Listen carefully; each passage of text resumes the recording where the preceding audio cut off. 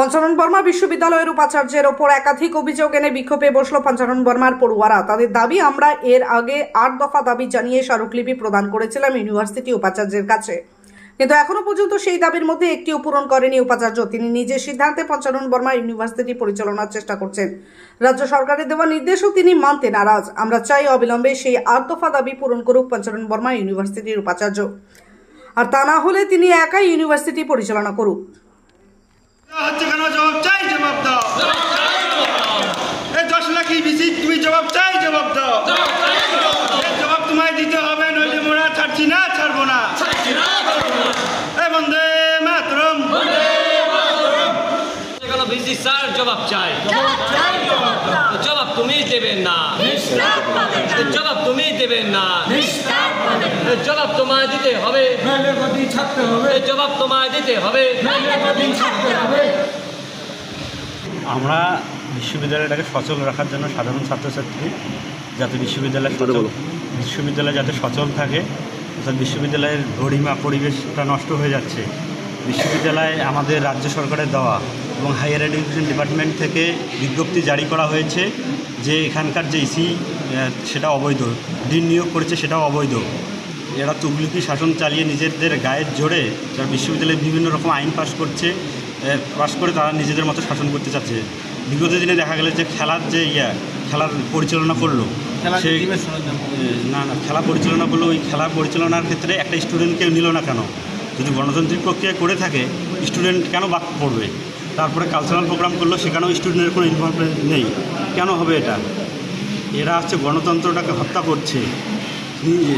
এখানে যে vice chancellor আছে তার নিজের খেয়াল খুশি মতো যা খুশি তাই, অর্থাৎ নিজের খেয়াল খুশি মতো উনি যা মনে হচ্ছে তাই করছে।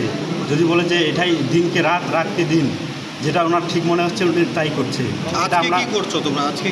আমরা এই যে অবৈধ ইসি বিভিন্ন আইন পাস করবে এটা আমরা করতে দেব না।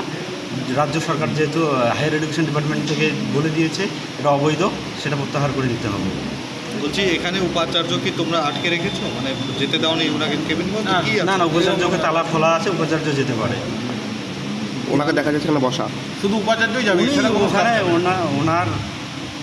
উনি এটা নিজের প্রচারের জন্য এখানে বসে আছে। এর আগে বিগত দিনও তাই হয়েছিল। উনি এখানে পার্মানেন্ট হতে চায়, ঠিক আছে। ওনার পায়ের তলার মাটি সরে গেছে। কীভাবে এই দুটো চামচা ওখানে বসে আছে অবৈধ ডিন, ঠিক আছে, কীভাবে তারা করতে চায়, মানে থাকা যায়। ওয়াইলিং করে করে দুজন অবৈধভাবে ডিন হয়েছে। তোমার নামটা? আমার নাম দুলাল হক। কী দায়িত্বে রয়েছে? আমি সাধারণ ছাত্রছাত্রীর পক্ষে থেকে হচ্ছে। যে বিষয়টি আমি আগে উল্লেখ করলাম যে নিবন্ধকের সাসপেনশন,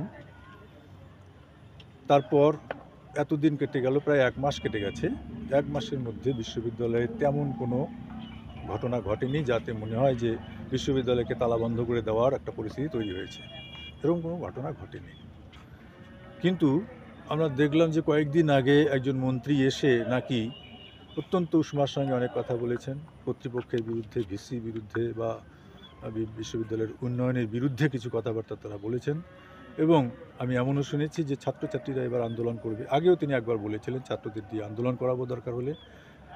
এবারও নাকি ওরকমই বলেছেন। কর্মীদের হয়তো তিনি উস্কে দিয়ে গেছেন, সেটা হতে পারে। নয়তো আচমকা এরকম করে তারা ধর্নায় বসার তো কথা নয়। আমি অনুমান করছি যে তারা বাইরে থেকে এরকম কোনো ইন্ধনের দ্বারা একটু শক্তি পেয়ে আন্দোলনগুলো করছে, কিন্তু সেটা কাম্য নয়। তারা বুঝতে পারছে না যে সেটা তারা ঠিক করছে না। মন্ত্রী তাহলে অচলাবস্থা করার একটা চেষ্টা করছেন। এতদিন পর্যন্ত বিশ্ববিদ্যালয় সচলই ছিল, কিন্তু এখন যদি মনে হয় যে বিশ্ববিদ্যালয়টাকে অচল করার একটা প্রচেষ্টা চলছে, তাহলে এর দায় কিন্তু মন্ত্রীকেই নিতে হবে, কারণ তিনি কদিন আগে প্রকাশ্যে এই সমস্ত কথা বলে গিয়েছিলেন বলে আমি জেনেছি।